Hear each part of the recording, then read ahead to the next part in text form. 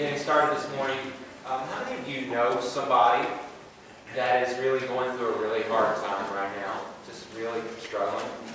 Look around. All right, you can put it down. If you have the courage to raise your hand on this one, how many of you are actually that person? Last week, we spent some time in the book of Job, and we wrestled with God, with Job, and we learned some things about the significance of our vertical relationship with God when we're going through hardship and suffering and pain. This week I really want to speak to the issue, part 2 of our survey in this book, 42 chapters in 2 weeks. A little quite an order to take, but I want to look at the horizontal relationship, the nature of how significant it is for you and I to be with one another when somebody is really wrestling and struggling with difficulty and pain. And there's some things that we can learn from Job's friends, good and bad, things to do and things not to do. My hope is that as a result of being here this morning, we will become just a little bit more compassionate in our being with one another. That we will become just a little bit more educated about how to care for one another, about how to be with one another without trying to fix one another. So if you have your Bibles, and you will, turn with me to Job chapter 2.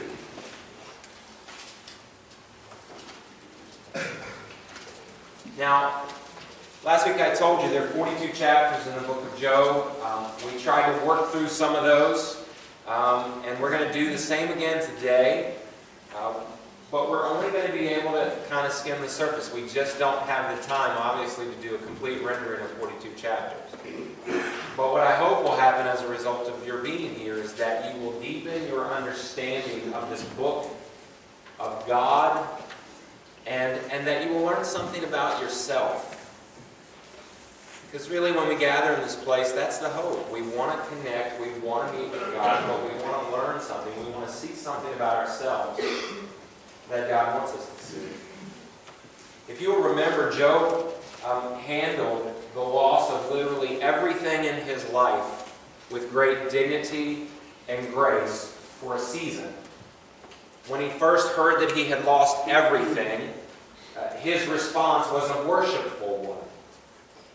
And then when he was struck personally from head to toe with boils, and he was scraping his boils on the ash heap of the town, he was still doing fine in terms of his response, even to his wife, who just wanted him to curse God and get it over with and die.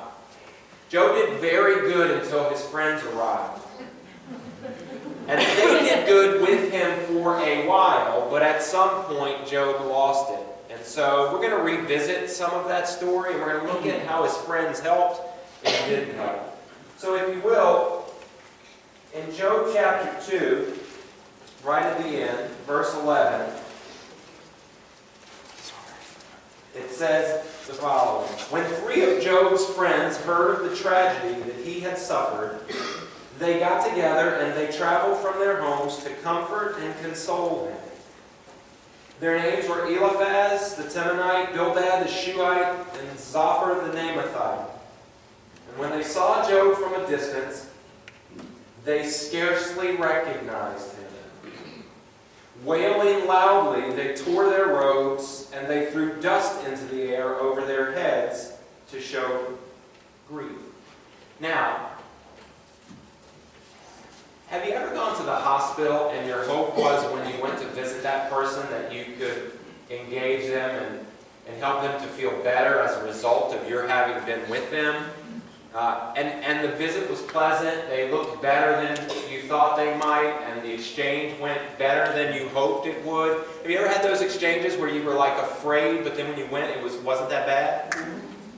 This is not one of those exchanges. Have you ever went to visit somebody who was not doing well and you just couldn't contain yourself and you just burst into tears because they just looked and felt so terrible? This is one of those exchanges. They couldn't contain themselves. It says they could scarcely recognize him. It was bad. The very first thing they did was the best thing they did. Listen to what follows. Then they sat on the ground with him for 7 days and nights. And no one said a word to Job, for they saw that his suffering was too great for words. That is such an important sentence in this book. Now, can you imagine that you go to see a friend because you heard that he's suffering, and when you get there, it is worse than what you thought? And as you arrive, you realize that there's really nothing good for you to say. So you sit down beside him for 7 days and 7 nights, and you say nothing. It would be a stretch to sit for 7 minutes, wouldn't it? And say nothing? I mean, we could try it here. You want to sit for 7 minutes and say nothing? That would work well for the people who are going to watch this at home on their computers. Nice, quiet nap time. I don't get the sense it was awkward, though. I get the sense it was really holy. I get the sense that they were profoundly in touch with the fact that there was nothing that they could say that would help make anything better. I think that they got what Paul said to us when he says, mourn with those who mourn. I think they got this in spades. You know, Paul didn't say, fix those who mourn. He didn't say, from your vast wealth of wisdom, lecture those who mourn. He didn't say, resolve the problem of those who mourn. He said, mourn with those who mourn. Do you know the best time to give advice to someone who is struggling and dealing with pain and even suffering? Do you know the best time to give advice? When they ask for it. When they ask for it. Because even if you've gone through a similar situation, even if you felt the pain that you feel like the person you're talking to is feeling, it's not the same. And to pretend that it is diminishes the pain that the person who is experiencing feels. In an effort with good intentions to do well by that person, it actually wounds them most of the time. And so Job's friends get that, at least initially. And they sit with him for 7 days and 7 nights. This is actually a part of the Jewish faith and culture now. It's called sitting Shiva, sitting sevens. When someone in the Jewish faith loses someone dear to them, people will come and sit with them in silence. I think it's a beautiful act of solidarity and compassion. I think one of the best things that we can do for people, and I think just about everybody raised their hands, and if you didn't raise your hand, probably somewhere down the road you will. I think one of the best things we can do is be conservative with our words, but very generous with our presence. Because you see, suffering is not a riddle to be solved or a mystery to be explained. Suffering is an experience that needs to be shared. Because when it is shared, it is somehow diminished. When I know that I have you, when you know that you have me, when we know that together there are others who love us and care for us and who are not trying to fix us, but who are with us, somehow it lightens the load, doesn't it? Doesn't it? If 2 or 3 or 5 are carrying a load with you, doesn't it feel just a little bit lighter than if it's just you? It does for me. I feel that these days. I do. Many of you know my dad is dying. And it was a terrible week this week. And I struggle with not being with him. I really do. But your notes and your emails and your calls and your prayers, they're helping me right now. Thank you for not trying to fix a situation that's not fixable.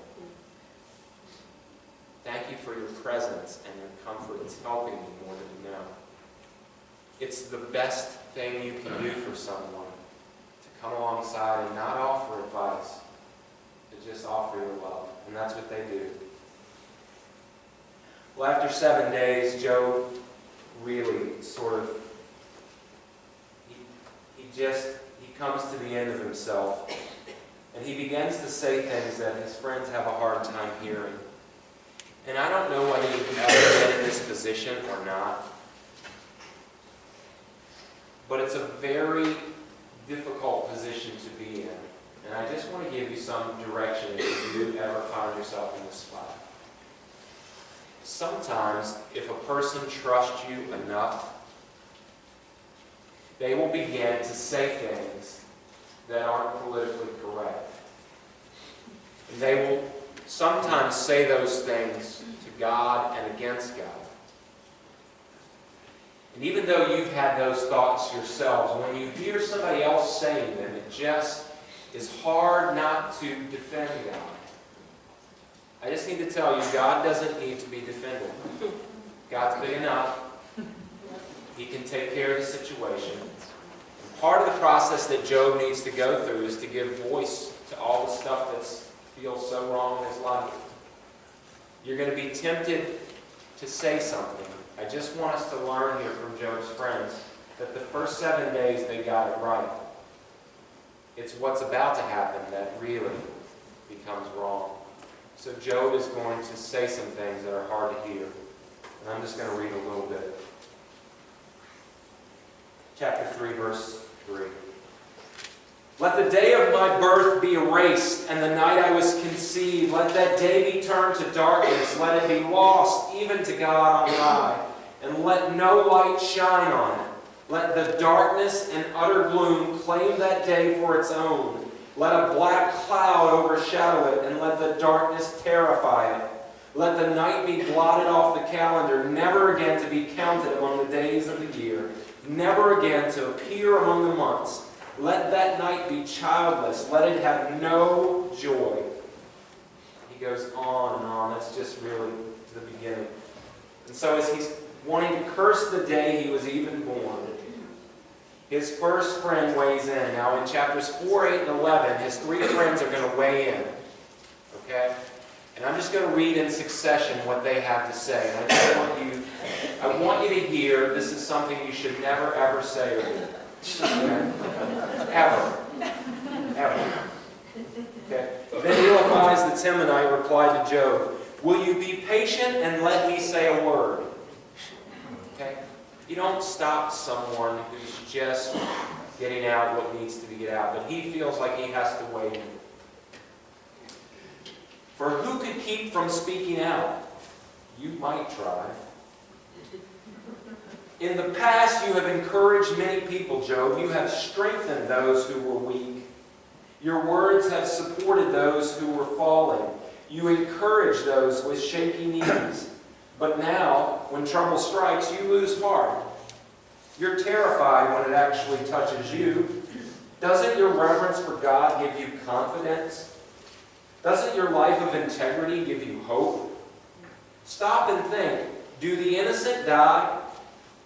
When have the upright been destroyed? My experience shows that those who plant trouble and cultivate evil will harvest the same. See what he's getting at? He's basically saying to him, the innocent never suffer. Only those who do evil suffer. So clearly, you must have done evil.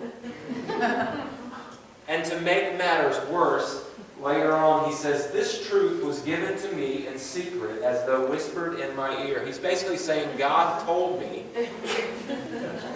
that it's your fault that you're suffering. Let me just say this to you, just for whatever it's worth. Be very, very careful to tell someone that God told you something if he didn't tell you something. Because he's not going to really like you speaking for him if what you're speaking for him isn't what you want to convey. Eliphaz is going to have a come to Jesus meeting with God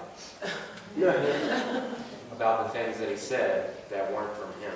Be very careful to tell people. If you feel strongly about something, to say, I feel strongly about this.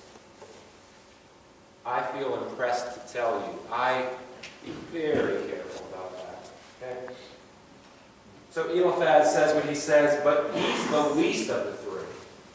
As you move through to chapter 8, Bildad responds, this is beyond belief. Then Bildad the Shuhite replied to Job, how long will you go on like this? You sound like a blustering wind. He does not have the gift of mercy. Does God twist justice? Does the Almighty twist what is right? Your children must have sinned against him, so their punishment was well deserved.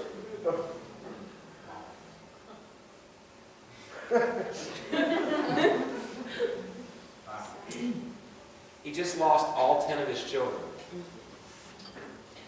And Bildad, with such great wisdom, blames it on them and says that it's well deserved.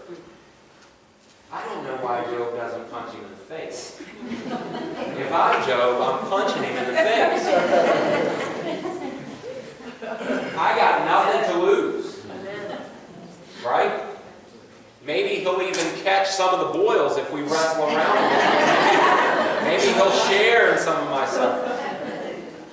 He blames it on the kids. He blames it on Job's kids. Is there anything worse that a man could say? But then he says, but if you pray to God and seek the favor of the Almighty, and if you are pure and live with integrity, he will surely rise up and restore your happy home. I mean, are you kidding? Don't let the door hit you on the way out.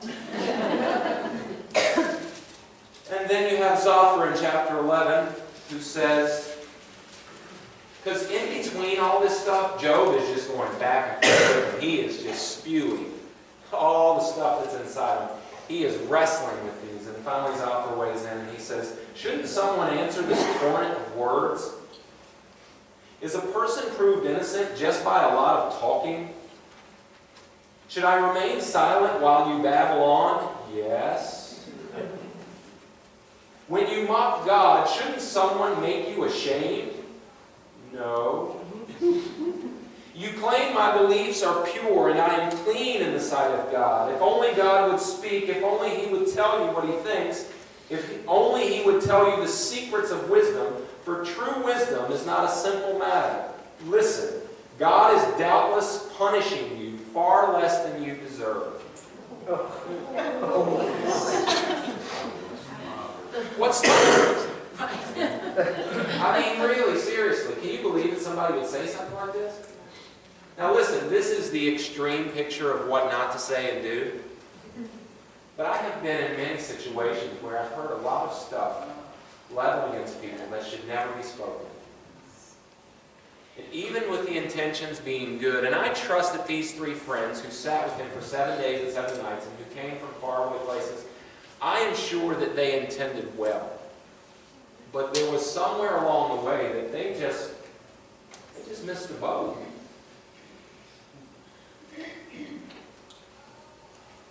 All of what they are saying here give voice to one central idea. And that's the doctrine of retribution. That means goodness results in blessing and wickedness results in suffering. And it's so close to the truth that it hits us in such a way that we're not sure where the truth is and where the lie is.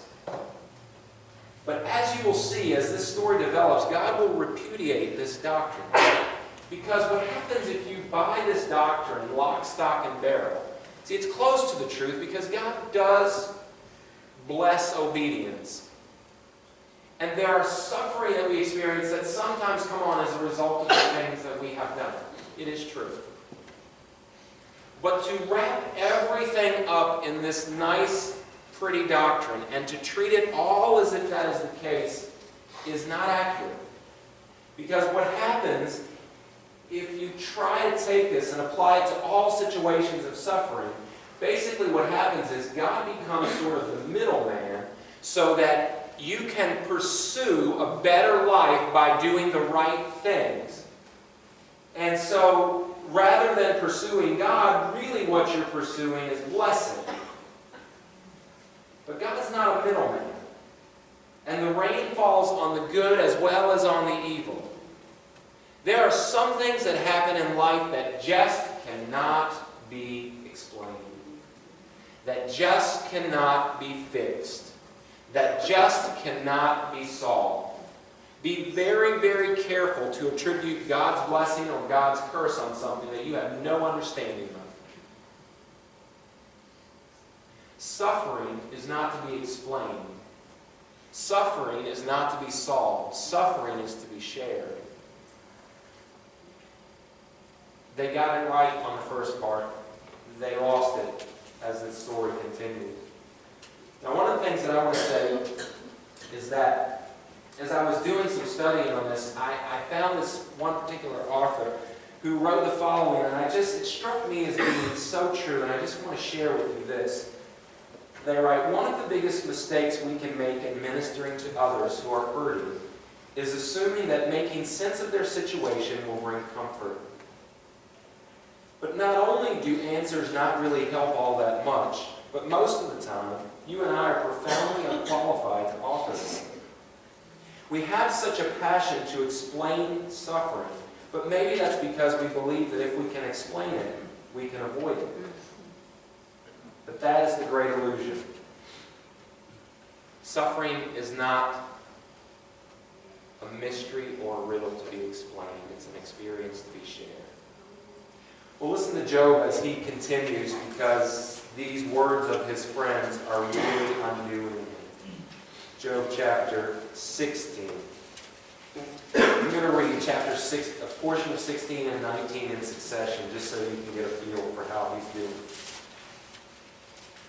Then Job said again, verse 1, I have heard all this before, what miserable comforters you are. Won't you ever stop blowing hot air? What makes you keep on talking? I could say the same things if you were in my place. I could spout off criticism and shake my head at you. But if it were me, I would encourage you. I would try to take away your grief. Instead, I suffer if I defend myself. And I suffer no less if I refuse to speak. Damned if I do, damned if I don't. It doesn't matter if I say nothing or say a lot. It doesn't matter. If I were in your place, I would just try to help take away some of your grief, not add to it. He continues, chapter 19. How long will you torture me? How long will you try to crush me with your words? You have already insulted me 10 times. You should be ashamed of treating me so badly. Even if I have sinned, that is my concern and not yours. You think you're better than I am, using my humiliation as evidence of my sin. Now, what is important to understand throughout the entire story of Job is that Job never says that he didn't sin, that he was without sin. He just said, there's no corresponding sin that I can connect to the devastation that now fills my life. You want to connect the dots to something you can't see. To be truthful, it doesn't exist. You remember in chapter 1 and chapter 2, all of this happened as a result between a conversation between God and Satan. Job didn't do anything.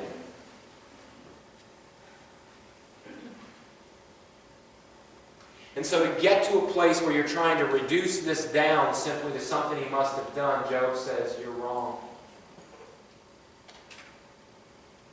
Now, as the story continues, they're just not satisfied. Job says, I don't understand why you stay at this with me. And they say, well, certainly you must have done something wrong. What did you do? And he said, why do you have to ask me that question? Why is it that when I get to this place, something has to obviously be wrong? The only thing that you need to know is, I don't believe that to be the case. And since you don't really know either, the best thing you can do is just sit here quietly with me like you were when we started. Ruth Haley Barton writes the following. She says, one of the things that is so hard about real pain is that for the first time, our faith in God, as we have experienced it to that point, just isn't enough. It doesn't provide us with the answers we need to soothe our hurts, to heal us, to answer our prayers, to fulfill our longings, to change our circumstances, or to solve our problems. We're left feeling hurt, angry, betrayed, and even abandoned. There's a loss of certainty as things that used to seem so real and true start to unravel. Our questions become more and more unmanageable because they're questions about what we believe, why we believe it, and how we should live with this pain. While we may be able to keep functioning externally, we're aware that there's a gap between what we present to the outside world and what is really true on the inside. But the invitation here is to let our questions take us right out to the edge of our fear and our faith, and to begin searching for something besides easy answers. This is a hard place where few of us will go, because we'd rather have easy answers. But as I told you last week, sometimes the faith you thought you had needs to be dismantled. Because the foundation on which the faith you had built is not a foundation that will sustain the current storm you find yourself in.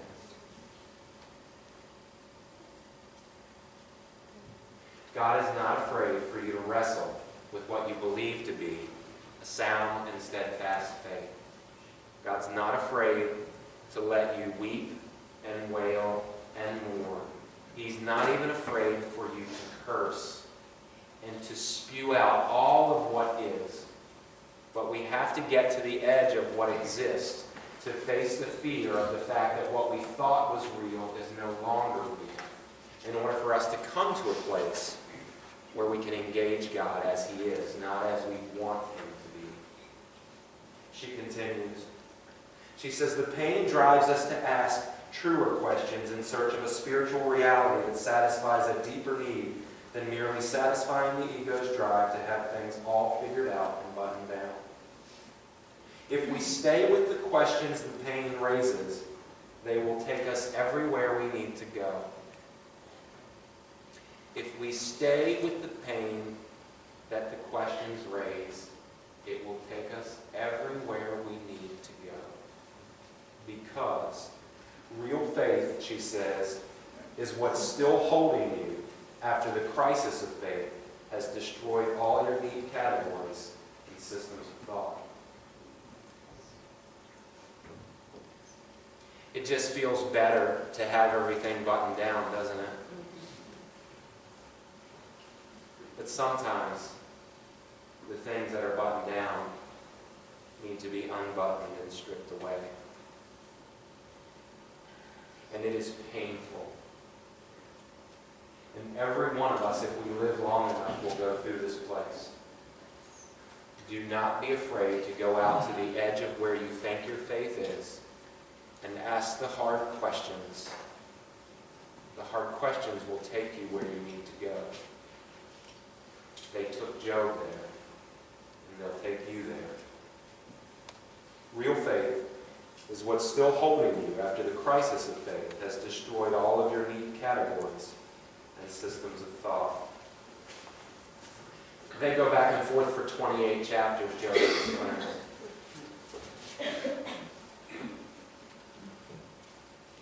It is insult to injury what his friends do to him. It is insult to injury. Job wants his day in court. You'll remember last week we talked about, I wish you'd just come and fight me like a man. I want my day in court. I want to prove that I'm right about this. And God shows up in a whirlwind, which is really not the way you'd like for God to arrive. You'd rather have that sweet, still, small voice come and tap you on the shoulder.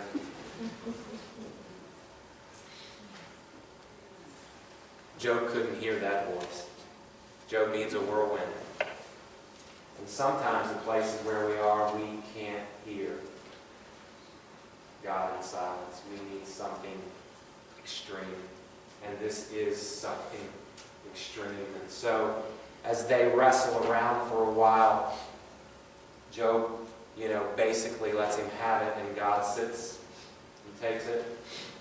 And then when he gets to his part in chapter 38, he goes from 38 to 39 to 40, and he doesn't answer one of Job's questions.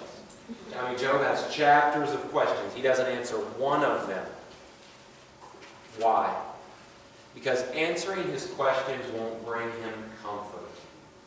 And this is what you and I need to know when somebody is fresh in the place of their pain and they have all these questions, that you don't have to be the answer man or woman to their questions. You just need to let them ask them. Without judgment, without insertion, without anything, to let them ask the questions, even if the questions are hard for you to hear. And some of the questions will be hard for you to hear. Won't they? You don't have to answer the questions. In fact, they're not being asked so that you will. It's just a part of the process of coming to terms with the fact that your life has just been wrecked.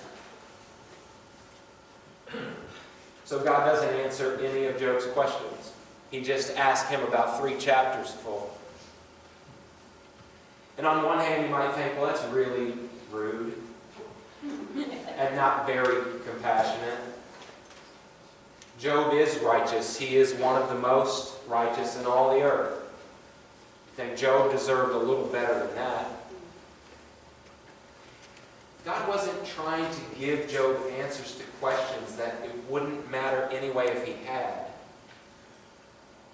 God is trying to engage Job on a level that helps him to get a different perspective.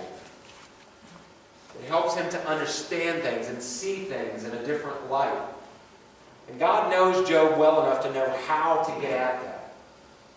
Because at the end of all of that, Job doesn't seem to be disappointed that none of his questions were answered. In fact, he seems to be comforted. Listen to what he says in chapter 42. Verse 5. I had only heard about you before, but now I have seen you with my own eyes. I take back everything I said, and I sit in dust and ashes to show my repentance.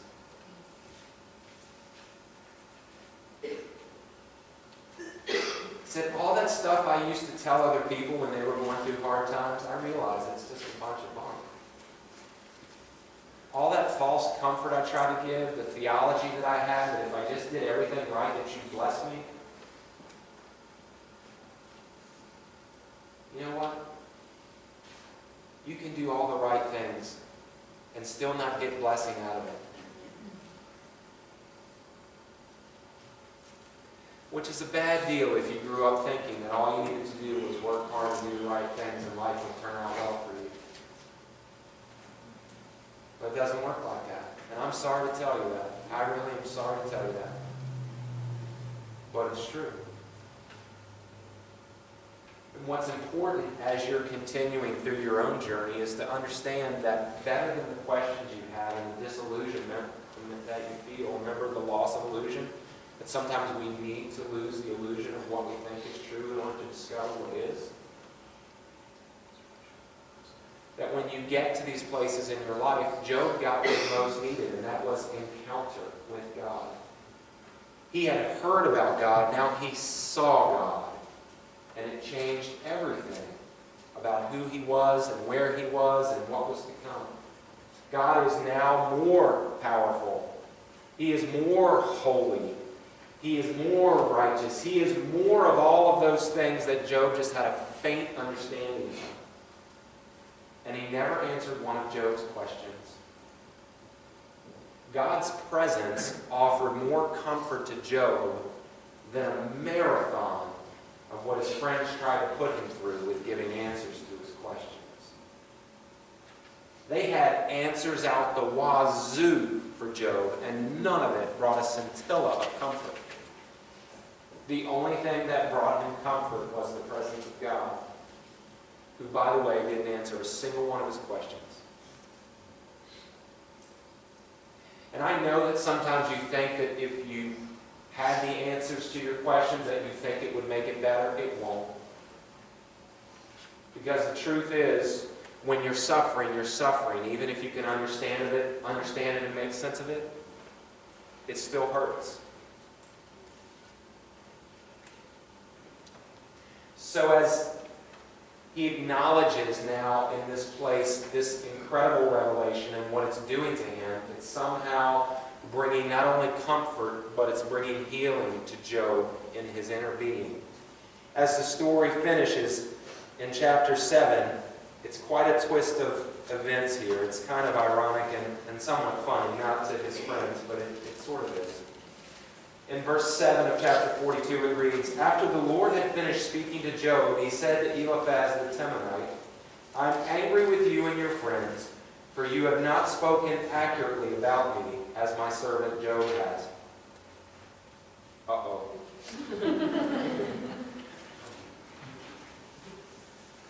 You get what he's saying? He said all that stuff you were trying to tell Job, explain his suffering. It's not true. And you said it was from me. And I'm not happy about that. So listen to what he says to him. "So take 7 bulls and 7 rams and go to my servant Job and offer a burnt offering for yourselves. And my servant Job will pray for you. And I will accept his prayer on your behalf. And I will not treat you as you deserve, for you have not spoken accurately about me, as my servant Job has." He's got to be thinking to himself, as your servant Job has? Did you hear what he was saying about you for the last 28 chapters?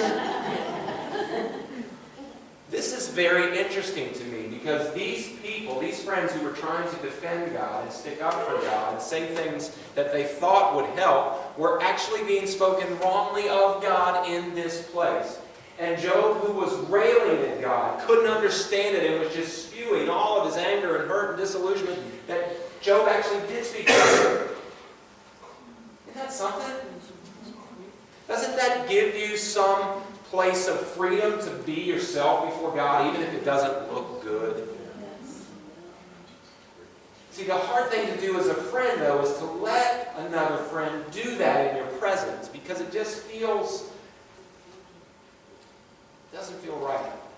But it is very right to give a person the freedom to bring out before God their best and their worst. And the greatest gift you can give somebody is not to try to fix them, not to try to counsel them, not to try to explain what's going on, not to try to do anything that will solve their problem, because even if their problem is solved, it won't take away the pain. The only thing that will bring comfort is the presence of God. And if you let them edge out to that place where they're encountering fear and they're moving into faith, a deeper and greater faith will be born. And it will be better than anything that you could have given them. So now they have to go to Job. They have to make an offering. They have to make a sacrifice. And they have to ask Job to pray for them. Now, if after 28 chapters of railing against this man, your friends come back to you with their heads down, and they ask you to pray for them, what would you do? Really seriously, in this place, after getting all of that from them, I would need a little time before I did that. I don't know about you. But perhaps because Job had had a fresh encounter with God, he was feeling a little more compassionate. He was feeling a little more himself. Because really at the beginning of the book it says he was the most righteous man in all the earth. He was feeling himself again. He does not hesitate. So Eliphaz the Temanite, Bildad the Shuhite, and Zophar the Naamathite did as the Lord commanded them, and the Lord accepted Job's prayer. And when Job prayed for his friends, the Lord restored his fortunes. In fact, the Lord gave him twice as much as he had before.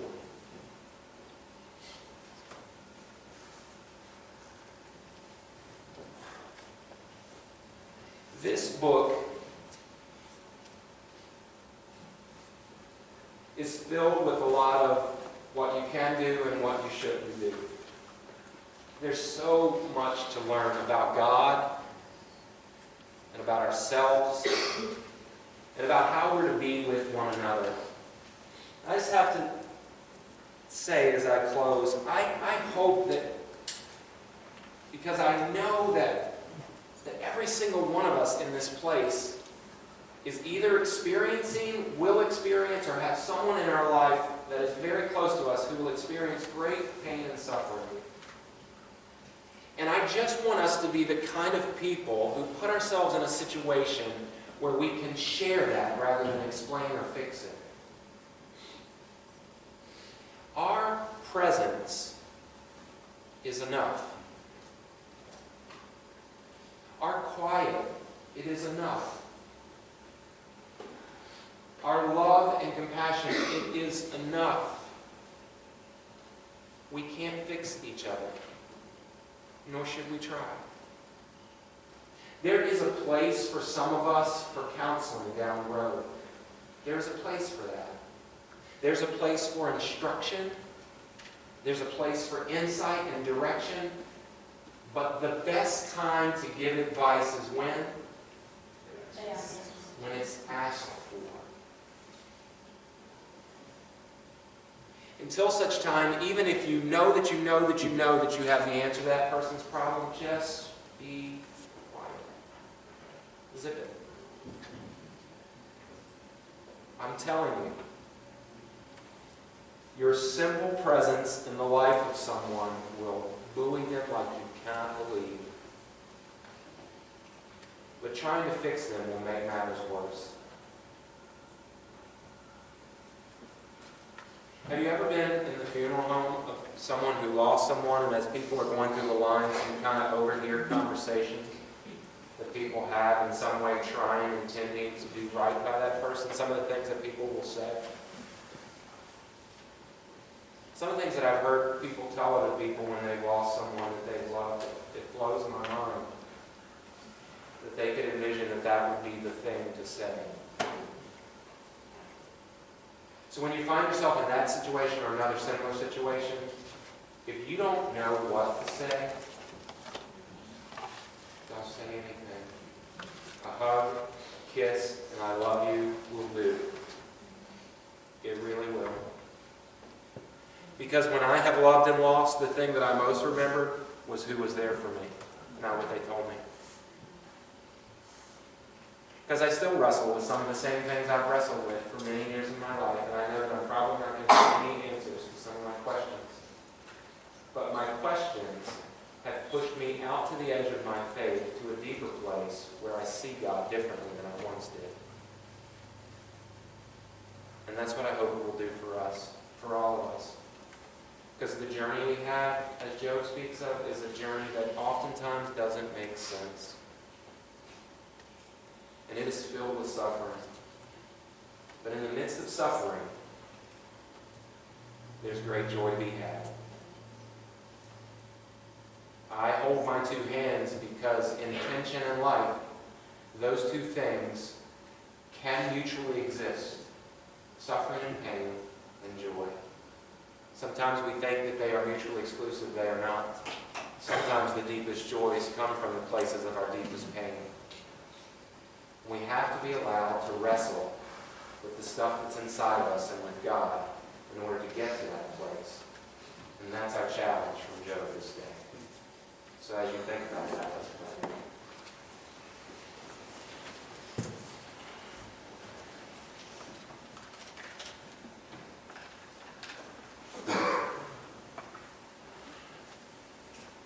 Lord, I pray this day to be a better friend.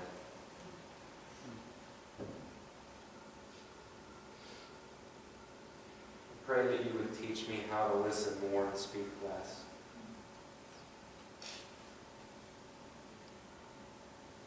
I ask for the grace to not have to fix every problem and solve every riddle and put together everything that seems broken.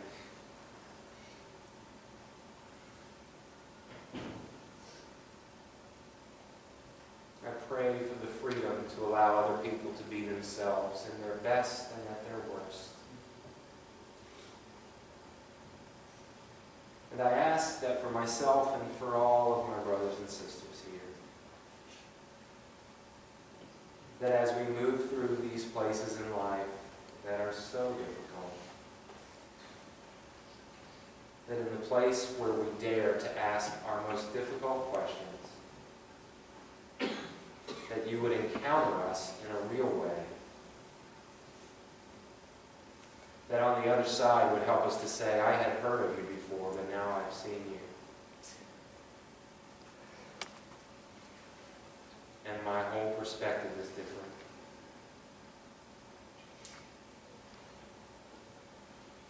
I pray this and ask this in the name of your Son who suffered on our behalf, so that we might know life and life to the full.